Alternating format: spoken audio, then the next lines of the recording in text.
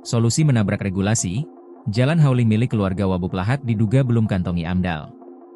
Proyek pembangunan jalan hauling batubara sepanjang 26,4 km oleh PT Livai Bersaudara Abadi, perusahaan dalam grup PT Tiga Putri Bersaudara kini menuai sorotan tajam.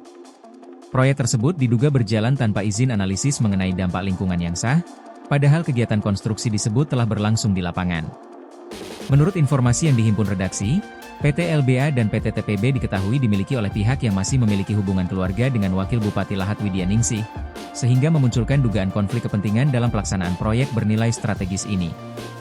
Koordinator Advokasi Perkumpulan Sumsel Bersih, Arlan menyayangkan framing seolah-olah pembangunan jalan hauling ini adalah capaian besar. Menurutnya itu adalah kewajiban dasar yang sudah tertunda puluhan tahun oleh perusahaan-perusahaan tambang di Sumatera Selatan, khususnya di Muara Enim dan Lahat. Aturannya jelas kendaraan tambang wajib melintasi jalan khusus. Tapi kenyataannya selama ini masyarakat jadi korban dari debu, kemacetan, sampai kecelakaan mematikan, tegas Arlan. Apalagi proyek ini terkesan menjadi cerminan lemahnya penegakan hukum. Yakni lewat praktik, membangun dulu, urus izin kemudian, yang seolah telah menjadi tradisi buruk yang dimaklumi di Sumsel. Model begini sudah biasa, proyek jalan terus, dokumen izin belakangan. Padahal jelas-jelas melanggar undang-undang, tegas Arlan. Menurutnya pembangunan infrastruktur yang berdampak besar terhadap lingkungan dan sosial seperti jalan hauling wajib melalui proses AMDAL, izin penggunaan lahan dan kajian teknis. Tanpa itu proyek sama saja dengan operasi ilegal yang disahkan secara politik.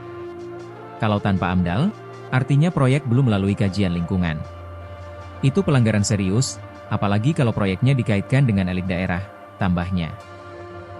Anggota DPRD Lahat Nopra Marjani mengakui bahwa proyek ini sudah dirancang sejak 2 tahun lalu, namun sempat tertunda karena persoalan pembebasan lahan milik PT Musi Hutan Persada dan PT Bumi Sawindo Permai. Ia menyebut percepatan proyek terjadi setelah jembatan Muara Lawai ambruk, membuat lalu lintas angkutan batubara semakin semrawut. Namun ia menegaskan bahwa percepatan tidak boleh melangkahi aturan hukum.